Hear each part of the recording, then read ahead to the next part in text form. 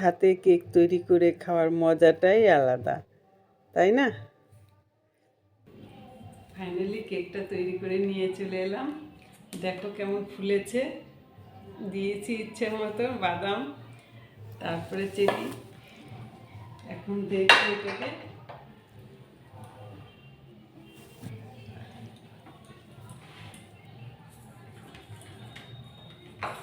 একাই উঠে যাচ্ছে, তাও একটু কি করে দেখছি, ছাড়াতে হবে। সকালবেলা একবার এবার এটাকে উপর করে দেবো। কেক এনে খাওয়া হয়ে গেছে। প্রথম বানালাম, দেখি কেমন হয়।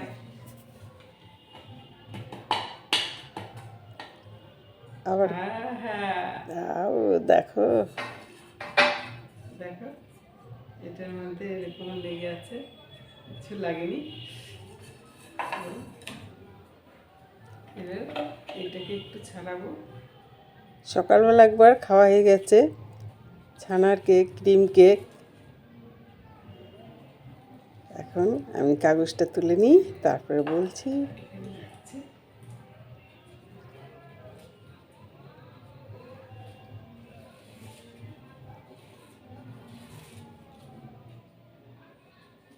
খুব সুন্দর কাগজটা উঠে যাচ্ছে।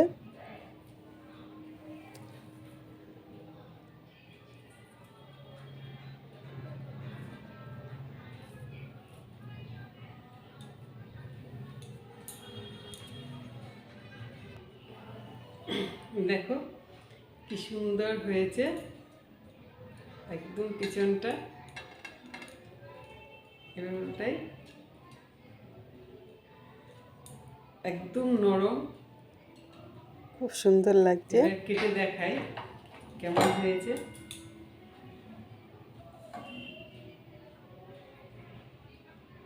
যাদের গ্যাস অম্বল আছে, এটাতে একদমই গ্যাস অম্বল হবে না।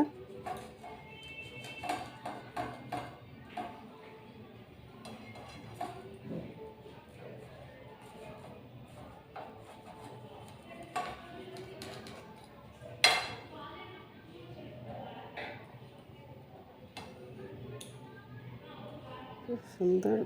এখনো একটু গরম আছে, ধোঁয়া বেরোচ্ছে, দেখতে পাচ্ছ? দেখো কেমন ধোঁয়া বেরোচ্ছে, গরম হয়েছে। দেখো গরম গরম, একদম স্পঞ্জের মতো হয়েছে, দেখেই বুঝতে পারছো। আমার এই প্রথম কেক বানানো, কেমন লাগছে দেখো, একটু খেয়ে দেখি কেমন হয়েছে।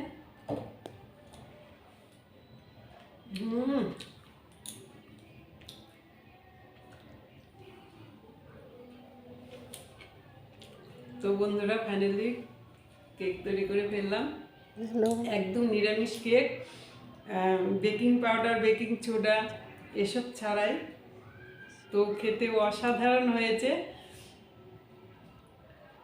তো এইভাবে বানিয়ে খাবে। এটার মধ্যে শুধু সুজি আছে, শুধু 1 কাপ সুজি হলেই চলবে, আর কিচ্ছু লাগবে না। আর দুধ, আর একটা ইনো, আর একটা কফি। কফিটা দেওয়ার জন্য সুন্দর কফি কালার এসছে,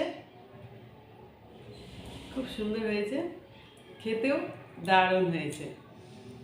তো এটা ফাইনালি করলাম। এরপরে আবার চলে আসব তোমাদের আরেকটা ব্লগ নিয়ে। এই প্রথম ব্লগ ছাড়ছি, তো আমি কখনো করিনি। এত ভালো লাগছে, মুখে লেগে থাকছে। আর কিশমিশ, বাদাম এসব তো লাগবে, এসব যত দিবে তত টেস্টি হবে। কিন্তু খুব ভালো হয়েছে, তোমরা করে দেখবে। আজকের মতো এ পর্যন্ত, বাই বাই।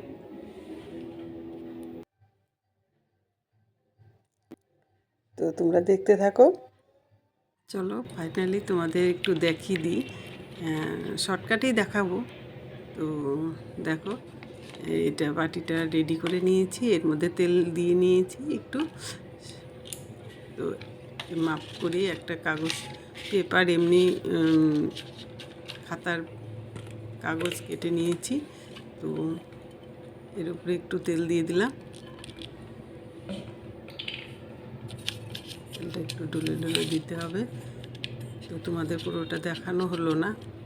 তো তোমরা যদি পুরোটাই দেখতে চাও কি কি দিয়ে আমি এই ব্যাটারটা তৈরি করেছি, তোমরা কমেন্টে জানাবে। আমি ঠিক এর পরের ব্লগটায় তোমাদের পুরোটা দেখিয়ে দেবো। ব্যাটারটার মধ্যে 1 কাপ সুজি আছে, হাফ কাপ ময়দা আছে, হাফ কাপ আছে চিনি, আর এতে দেখতে পাচ্ছ কফি দিয়েছি, আর এলো আর এই কিশমিশ, তো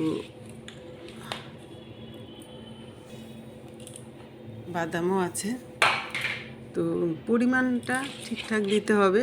পরিমাণটা মাপ করে দিলে, যেমন 1 কাপ সুজি দিয়েছি, হাফ কাপ ময়দা দিয়েছি, আর দিয়েছি হচ্ছে চিনি হাফ কাপ, দুধ আছে 1 কাপ।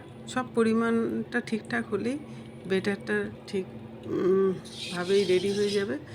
আর তারপরে ওগুলো মিক্সড করে একটু 10 মিনিটের জন্য রেস্টে রেখে দিয়েছিলাম।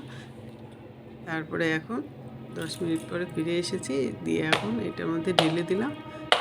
এখন এটাকে একটু ড্যাব ড্যাব করে দিচ্ছি যেন ফাঁকাটা না থাকে ভিতরে।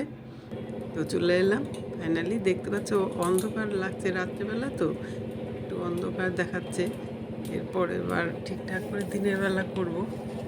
তো কড়ার মধ্যে একটু বালি লাগে, কিন্তু বালি তো নেই, লবণ দিয়েছি কড়াইটার মধ্যে। তারপরে একটা রিং দিয়ে নিয়েছি, তারপরে বাটিটা বসিয়ে ঢাকা দিয়ে দিলাম। ব্যাস, এবার আবার দেখে এলাম 20 মিনিট পরে একটু চেক করতে। অন্ধকার তো চেক করে দেখি কেমন হয়েছে।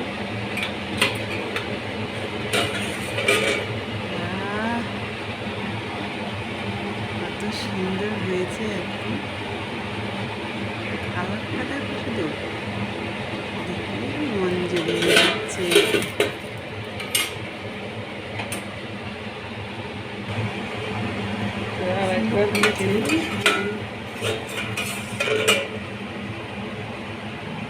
এটা যেরকম অনেকটা ফুলে উঠেছে। যাদের গ্যাস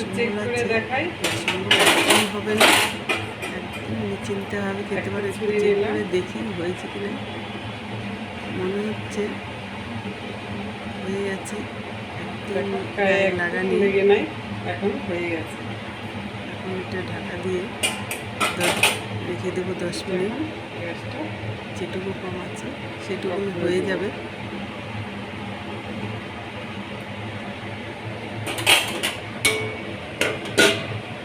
তো তোমাদের যদি আমার ভিডিওটা ভালো লাগে তবে লাইক কমেন্ট শেয়ার করো। পরে আসছি।